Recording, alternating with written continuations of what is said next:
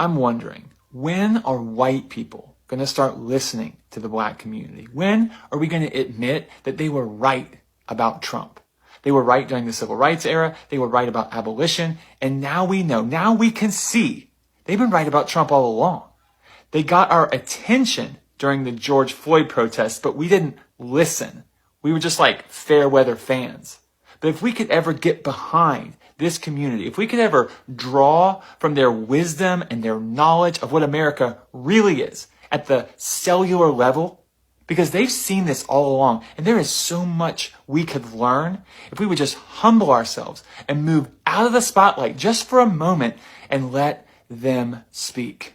I'm sorry, but can somebody come on this app and tell me that Kamala Harris didn't predict all the shit that's going on right now? Can you tell me honestly that that woman did not warn us that where we are right now was where we were going to be if we elected Donald Trump?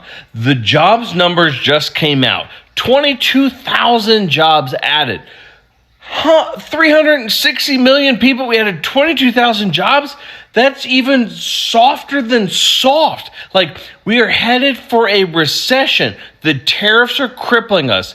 We are on the brink of war with several countries. Donald Trump and the Epstein list are raging in the news. Can you tell me what Kamala Harris was wrong about? All you people who didn't want a strong black lady in office, God damn it. Like, I don't know what else to say. You wanted to vote against Kamala Harris because she was what? Black? Because she was what? A woman? And now we're left with an old, wrinkled orange bag of garbage who is sinking this country into an ever-loving recession. Like, shit, the prices are just going up and up and up. So many people wanted to bitch about prices and say, oh, I don't like Biden because of the prices. I'm voting for Trump. What prices have gone down? Because I'm looking at the prices of meat, I'm looking at the prices of coffee, I'm looking at the prices of everything, and they have skyrocketed. American businesses are suffering because of tariffs. People can't afford to buy homes. Childcare, astronomical. I don't understand what you could tell me right now that has been better, because Donald Trump is now our president and Kamala Harris warned us of every single thing. So if you voted for Kamala Harris, thank you. If you voted for Donald Trump, Greetings, everybody, and welcome back. So white folks right now are waking up to a harsh reality. The warnings that they brushed off are the same warnings that are defining the reality today. And the black Americans and many others are trying to warn them that Donald Trump's policies would hurt everybody. But instead, many chose to believe empty promises. Now with skyrocketing prices, disappearing jobs, sinking economy, the regret has set in. But what you're seeing now isn't surprising. It is a result of choices voters were cautioned about before the ballots were cast. So let's get to see the reactions, then we come back with commentary. We're living in the funniest economic collapse in history. Like, this isn't even a recession anymore. This is a comedy special with debt. Every single day feels like a new episode of America, the Improv Show, because absolutely nobody knows what the fuck's going on. Groceries cost the same as a car payment. Rent costs the same as a mortgage. And the wages are still moving like they're stuck in 2011 traffic. How the hell are we a strong economy when the average person is standing in the cereal aisle doing mental gymnastics just to see if they can afford basic food? And these companies, bro, they're raising prices like it's a competitive sport. A new record every week. A gold medal, and how fast can we make a nation lose its mind? You ever notice that people running this economy never seem to be in the same stores as the rest of us? They're not in Walmart. They're not in H-E-B. They're watching from some simulation control room like we're a part of some long-term science project. And the funniest part, they're still out here telling us that everything's fine. Yeah, then why does a gallon of milk feel like a luxury purchase along with all the other shit you got to get at the fucking store? Most people are out here holding their lives together with duct tape, caffeine, and pure survival instinct, praying nothing breaks, nobody gets sick, and that car doesn't make that noise again because one repair can throw off an entire month. But here's the real joke. People aren't even angry enough yet. Everyone's out here tired, burnt out, overworked, and stressed to hell, while pretending everything's normal just to get through the week. At some point, this shit's gonna boil over. You can't squeeze a whole country this hard without something snapping like a Dollar Tree extension cord. So yeah, we're out here living through the funniest economic collapse in history. And it'd be hilarious if it wasn't happening in real time to millions of people who are just trying to fucking survive. While we've all been reading the Epstein emails, some very concerning economic news has been reported, and I think we all need to be aware of this. First, in October, U.S. employers announced roughly 153,000 job cuts. That's the highest number of layoffs for the month of October in more than 20 years. And the total job cut announcements so far this year exceed 1.1 million. That's a jump of about 65% over this same period last year. That's not just a belt tightening, folks. That is a labor market warning light flashing. Second, regionally, the picture is even more fractured. The firm Moody's Analytics reported last week that at least 22 U.S. states are already in recession. Those states make up about a third of our GDP. And the third piece of concerning news that was recently released deals with the American Consumer Index. And that is signaling the same distress signs that we're hearing from the other reports. The Consumer Confidence Index edged down in October to 94.6, compared to 109.5 a year ago. Think about it. A year ago at the election, the economy was a big issue, with everyone saying, oh, they didn't think that the economy was in good shape. And yet, the Consumer Confidence Index was 109.5 this time last year, and it's 94.6 now. The short-term outlooks, income, jobs, business conditions, that fell to 71.5, which traditionally marks a recession. And we have not even yet begun to feel the full effects of the tariffs. Buckle up, folks. It's going to be a bumpy ride. Go love your neighbor.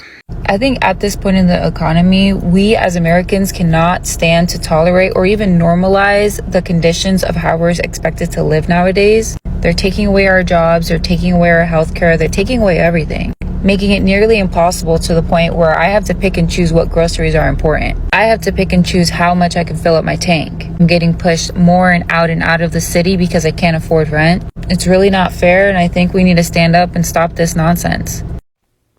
I have some more dire economic news. I'm sorry we can't have our heads in the sand, but I am going to end this video with an empowering message on what you and I can do to hopefully turn this ship around. So October 2025, there were 153,074 layoffs, the highest layoffs in 20 decades. 20 decades! Ranging from tech giants to warehouse workers to retailers, everybody is impacting. Now, this just is validating what people have been estimating is over 1 million jobs being eliminated because of Trump admin economic policies. I mean, it's happening. Now, because of the tariffs, the Trump admin is also allowing the tech bros who own AI to become even bigger billionaires, one of them a trillionaire probably pretty soon, and they are eliminating jobs because of AI on top of the tariffs that are causing layoffs in other sectors. And there's another 294,000 federal jobs that are going to be cut. Did you guys know this? All of this is right before Christmas. It's right before the holidays.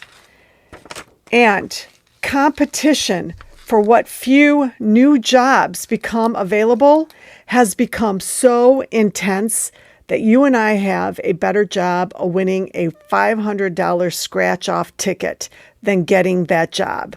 That's how many jobless people are applying for each limited job opening. This is really fucking bad, people. And you know what? It's only going to get worse. It's only going to get worse. And let me tell you something.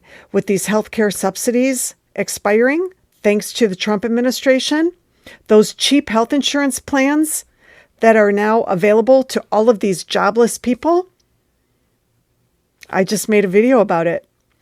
One Trump supporter purchased the plan. It's called Trump Care, had a heart attack, and was billed $110,000. Another Trump supporter purchased the Trump Care package, had a knee replacement, and then was billed $100,000. This is really bad, you guys. Here's my hopefully empowering message. You and I have to vote the right people in who are visionaries, who are not beholden to the corporate class, to the lobbyists. We cannot vote for MAGA Republicans. We also cannot vote for centrist Democrats. We must vote them out. This new landscape we are in, we're not going back. Something new must be created from all of this mess the Trump administration and his tech bros are creating. Something new. We need visionaries. The centrist Democrats are not visionaries. Their skill is to take care of their donor base. Ditto with MAGA. That's not a visionary. It's not. It's crazy. You know, if Kamala Harris had won the election, the continuing resolution would have just been passed already. We wouldn't be worrying about it. We wouldn't be worrying about a government shutdown. We certainly wouldn't be talking about Speaker Elon Musk or hearing the word President Musk. And we wouldn't be talking about Trump like we are now. We would be talking about how he's being sentenced and going to jail in his upcoming trials. Americans wouldn't have to be worried about their Christmas travel plans and whether or not they'll make their flights due to long lines through TSA. We would have had a president-elect who could have actually solved the cost of groceries from going sky high, instead of having someone who goes, oh, you know what, once things go up, it's kind of hard to bring them down. We wouldn't be dealing with someone who said they would end the Russia-Ukraine war before they're sworn in, and then goes back and says, you know what, ending this war is going to be a lot harder than I had thought. Duh. And we wouldn't have had a president have to pardon his own son and set that terrible precedent. Kamala Harris was right about everything. Back in October of last year, far-right opinion writer Derek Hunter said that Kamala Harris is lying when she says Trump will send the army after you. That came after Harris said that Trump wants to send the military after U.S. citizens. But yesterday, Donald Trump seems to have confirmed this when he says that Chicago is going to have the Department of War sent after them. So are y'all ready to finally admit that Kamala Harris was right? Are y'all ready to finally admit that the black woman was actually correct in her characterization of the man who's currently in office? Like, are y'all ready to admit the fact that y'all were played by a man, by a con artist, and instead y'all didn't want to vote for a highly educated black woman who is one of the most qualified individuals to run for office, who has worked in all three branches of government? What will it take? Will it take you losing your job, your benefits? What will it take for y'all to realize that y'all made a horrible decision? Are we ready to start lining up? And when I say we, I'm not included because I made the right vote at the ballot box in November. I'm talking about the people in rural America who have now lost their hospitals, who have now lost their federal education funding. I'm talking to the counties and the people who went ahead and voted for Trump but are now getting laid off by the hundreds of thousands and entering a horrible job market. I'm talking to the business owners who voted for the Trump administration thinking that they were going to help their businesses, and instead now they got to foot 15 to 25% tariffs on goods coming in and out the country. I'm talking about the people who thought that he was just going to go after the immigrants and not for the rest of the country and start eroding people's civil rights. Are y'all finally ready to admit that y'all were wrong at the ballot box? Or do we still need some more suffering to happen for y'all to realize that, maybe the black woman was qualified to be president? And maybe she clocked that man's T when she told y'all exactly what he was going to do before he did it. People who voted for Trump are one of two things. They're either a bad person or they're not smart. And I've riddled my brain over the past few months trying to think of like the secret third reason. Because making sweeping accusations about like half of the electorate feels like kind of a bitchy elitist thing to do. But I look at the severity of where we're at 3 months into this administration. Really, the two options are either you voted for this, you knew this was going to happen and you voted for this, or like you didn't know. But even if you don't know your history and you don't know the warning signs of fascism, there were other signs. So I still kind of think you're a bad person. Yes, everything that Kamala Harris said would happen is happening right now, and our families are now watching their grocery bills double. Our seniors are terrified because the programs they relied on, Social Security and Medicare, they are on the chopping block. Workers are losing their jobs because the economy is bending under chaotic leadership. Businesses can't keep up with instability, tariffs, and reckless decision making. And the reality is that a black community, they try to raise the alarms, not out of hate, not out of division, but out of lived experiences. When you come from a community that has seen policies used against you again and again, you learn how to read it first. You learn to recognize leaders who are dangerous and use power to punish and strip away protections and support systems. Black people saw those signs in Donald Trump long before the rest of the country admitted it. They said it loud that this is not the person that is going to fight for the American workers.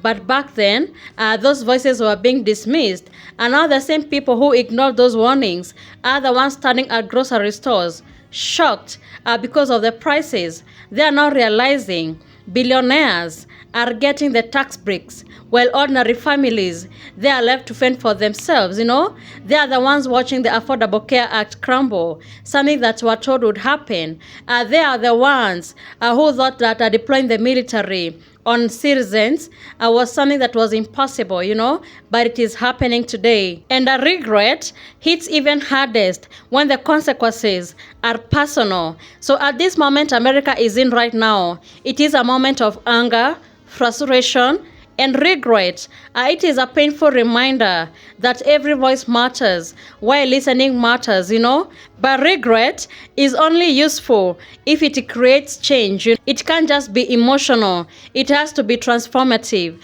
And America has a chance to learn from this moment, to understand that leadership isn't about slogans and fear tactics. It is about stability, compassion, and decisions that actually impact people's lives. It is about protecting social safety nets, not shedding them. It is about making healthcare accessible and affordable and not a luxury. It is about supporting working families, not catering for billionaires, So Kamala Harris laid out these warnings clearly. She spoke about the cost of living crisis that would follow. She spoke about threats to Medicare, Social Security, and the ACA.